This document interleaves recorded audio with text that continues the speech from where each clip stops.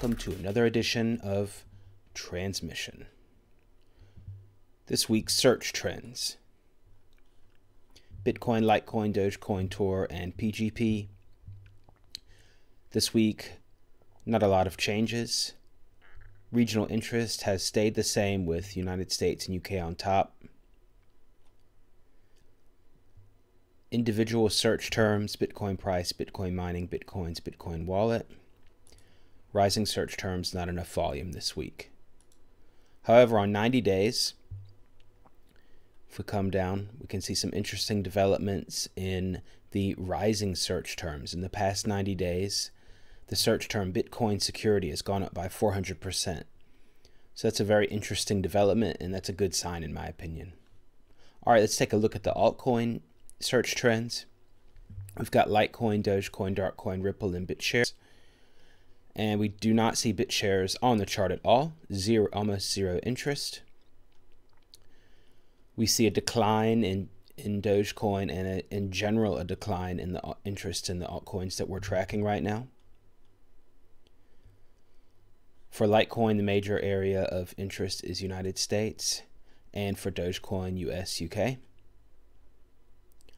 For Litecoin, major terms that are searched for: mining Litecoin, Litecoin miner, and even Bitcoin mining. And a rising term, free Litecoin. Dogecoin has some search terms too: Dogecoin value, Dogecoin mining, Dogecoin wallet, the typical ones. And rising ones: Bitcoin price, Dogecoin faucet, free Dogecoin. All right, those are the search trends for this week. Trading news: Viacoin price and clearinghouse price both dramatically increase after rumors of a possible Zynga cooperation come to light. A post on Bitcoin Talk Forum included a screenshot with a message from Pete Harley, Vice President and General Manager of Zynga. In the message, it explains that they're no longer going to use Counterparty and that the partnership has been scrapped, and instead are using an alternative that they found, Clearinghouse, which will, quote, be able to offer more flexibility in terms of what we can offer, with the most key aspect being speed. However, keep in mind, this post was made by a newbie account with a post count of 25. The Bitcoin price continues to decline. We may be approaching a double bottom, but at this point, who knows? And that's it for trading news.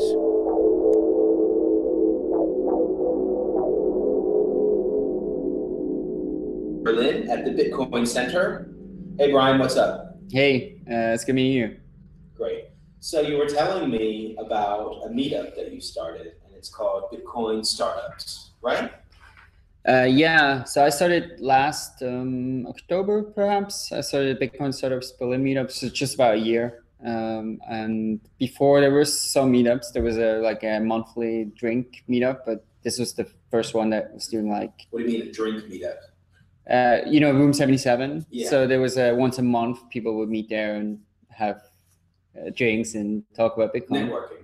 Yeah, networking, but there wasn't one that was doing like talks and so more content focused. So I started that, and I think we've done like, I don't know, maybe 30 meetups so far. And okay. In Berlin only, or are you like doing it in other cities too? No, it's just in Berlin. Okay. But although some guy, Bastian Brandt, he started the Munich Startups Berlin. I thought so. because I saw that it said, announcing now Bitcoin Startups Munich.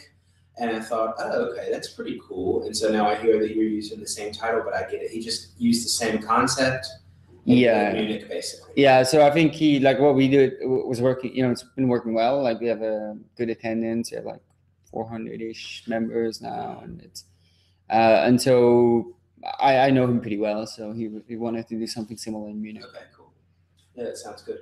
All right, and it's about Bitcoin, or is it about Bitcoin startups? It's just about like new projects, or is it about Bitcoin in general and just happens to be called Bitcoin startups because of the beginning? Or good question. Yeah. I mean, is it monthly?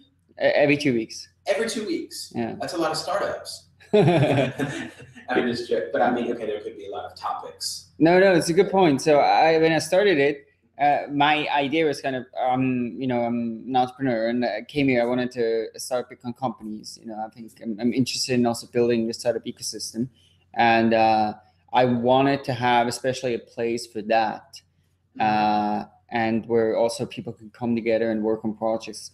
And to be quite honest, there isn't that much of that here, and it's also early, and it's sort of perhaps a more appropriate name today, which is the Bitcoin Meetup, because it's not limited to startups at all. Like, there's a lot of people doing talks on all kinds of projects.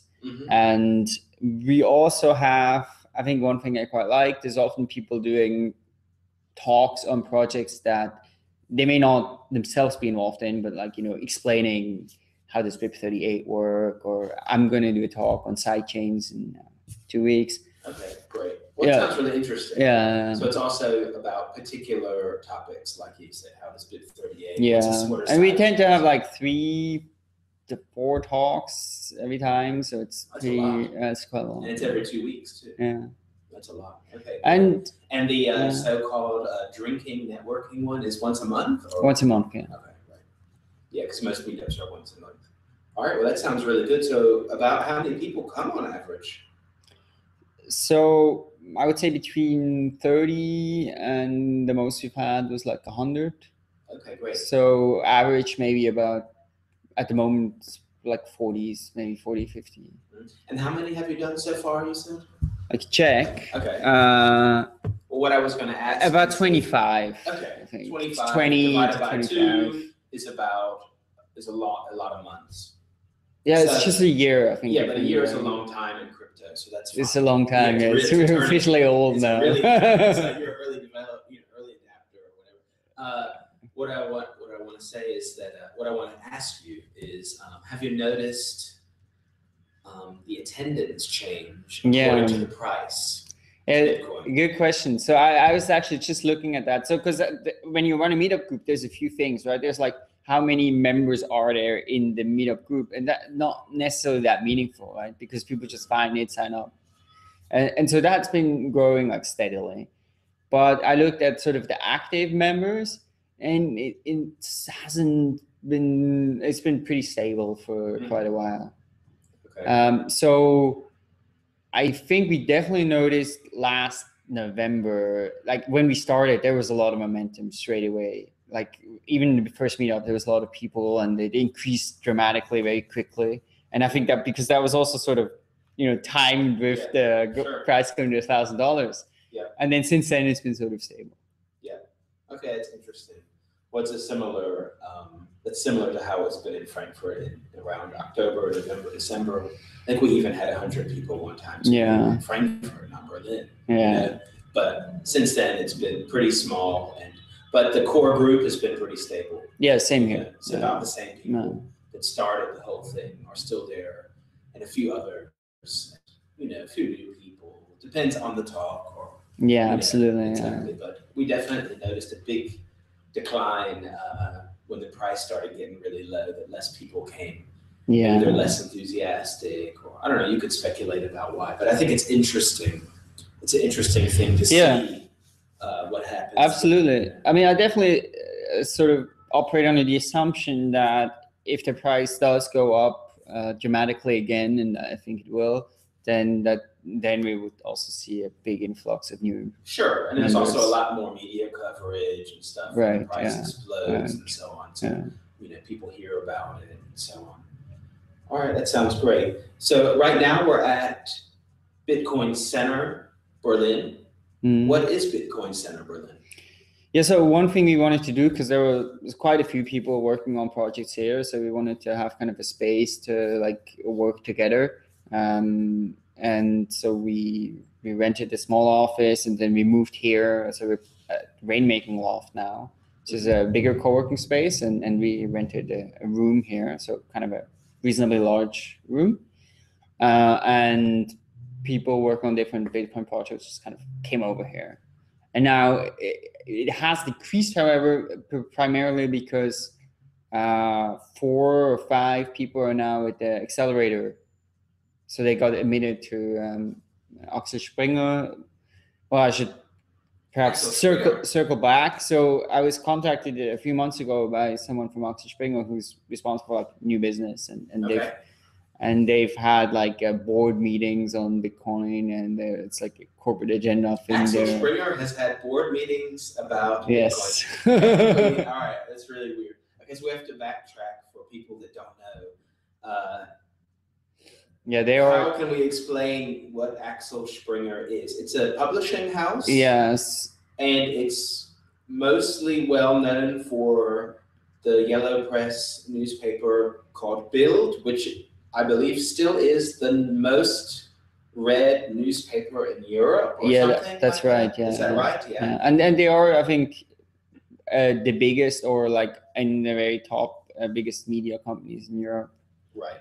So they're a very, very large media company, and they're interested in Bitcoin and having meetings about it. Yeah, right. So they had like a whole board meeting apparently about Bitcoin, and among other things, so they have a few different ways they pursue that project. But one is that they have an accelerator here together with Plug and Play.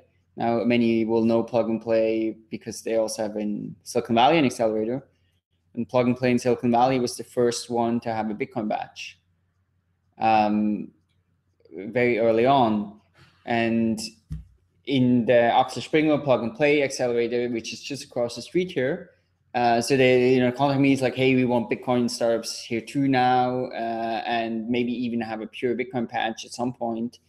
And so in that process, some of the people working here who were working on startups applied there, and 2 companies are now in the new batch, which just started on Monday.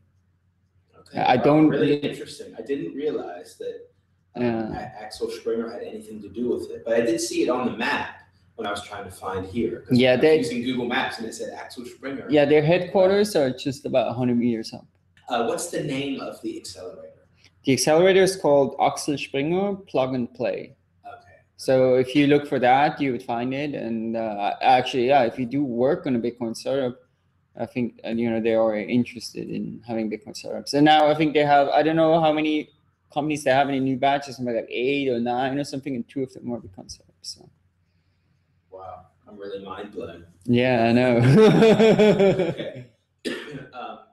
I don't remember a lot of negative things in Bild about Bitcoin, but I think they did have a few, articles probably when it was hitting 1,000 or something. Yeah, well, I mean, these people I've been interacting, and the people who are doing that, they're not on the journalistic side, right? They're more on the like business development, like corporate strategy, that sort of side. So sure. They're not directly. Of course, but I know it's a really big company. But whenever you hear Axel Springer, then, or at least I think most people automatically think Bild Zeitung. I mean, it's a very.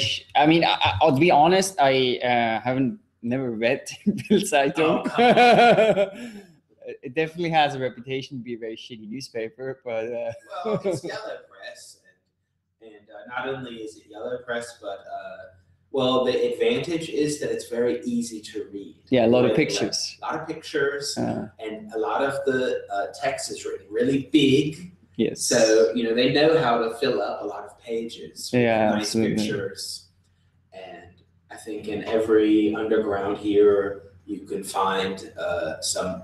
That one got left behind, and you can take a look when you get a chance. But no, that's true. Yeah. Anyway, all right, and so I guess if you wait a minute, you have a show.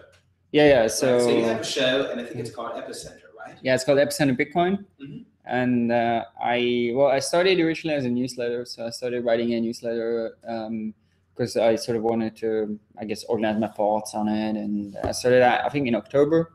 Mm-hmm. I just sent out right now the 50th. I skipped a few weeks, but basically I do it once a week. And then in last December, there was this Let's Talk Bitcoin contest for like new episodes. Yeah. So I did a pilot episode with a guy in France called Sébastien Couture. So he's a Canadian but lives in Lille. And that went very well, and we started doing a podcast on Bitcoin in January. So you're not on Let's Talk Bitcoin? No, we're not. We were talking with them for a long time about joining, but we haven't. Okay. So we're independent, and we've been doing that since then. I think we've also done over 50 episodes now. We do one episode a week, a sort of a regular episode every week where we generally have guests on. So we did one like 2 days ago. We had David Johnston on from Bit Angels and Mastercoin, and we had the week before we had Menya Rosenfeld on from Israeli Bitcoin Association. So we do that basically every week, and we started doing live hangouts, and then we put it also on YouTube, and mainly, of course, still the audio podcast. And we also put out content from conferences sometimes. So when we go to conferences, we do interviews. So cover events. Yeah, a little bit. Sometimes we put out some talks, and there's also a woman named Sean Jones. So she's part of the UK Digital Currency Association, and it's like full-time a regulatory consultant for Bitcoin companies. So she's also been producing content for us. So she would go on, especially focus on regulation. Okay. So she would interview people. She was at the Isle of Man conference or in Inside Bitcoins, and she's been doing some great interviews too. All right, great. Okay, well, thanks for talking to me. And if anyone would like to listen to Epicenter Bitcoin, how can they do it? Yeah, so follow us on Twitter. We're Epicenter BTC. Our website is epicenterbitcoin.com.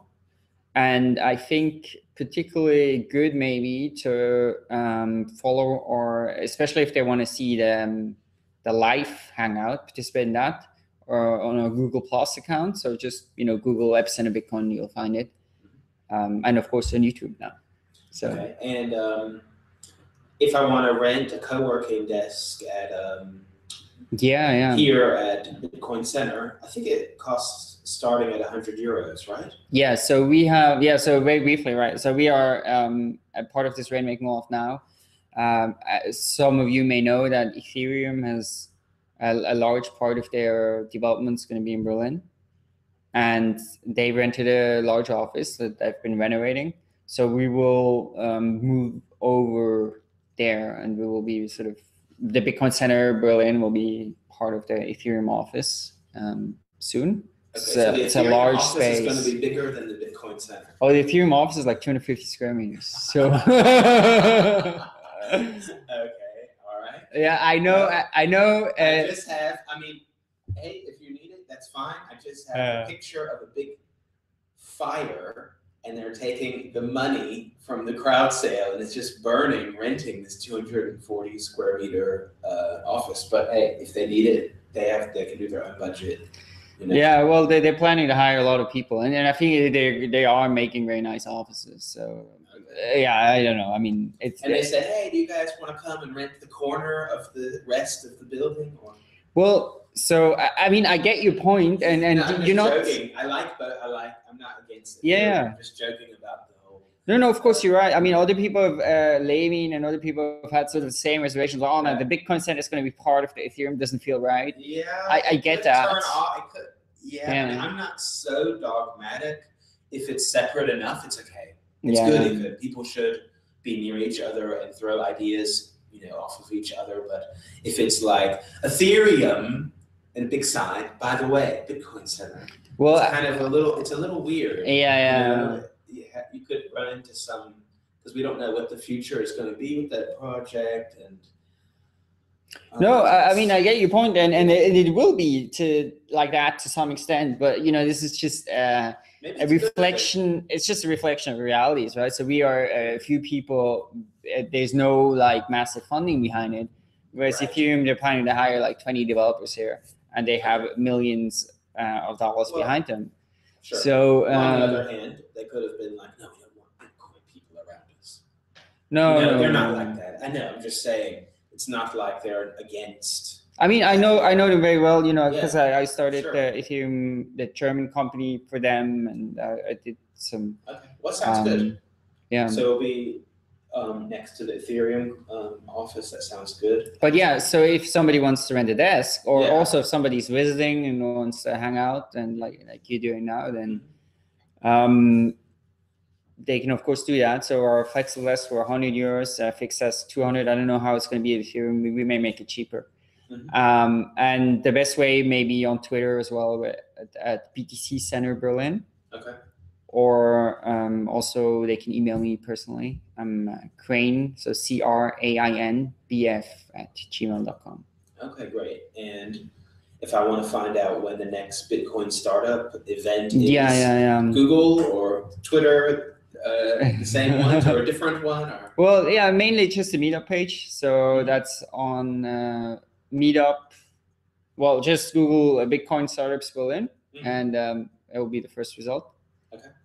And yeah, so we generally do meetups every second and fourth Tuesday. Okay. Yeah, and we've had lots of great speakers. I think it's also an advantage being in Berlin is that there are always people visiting. That's true. So you sometimes get some good speakers, and we have a great community, I think. All right. Thanks a lot. No, thank you.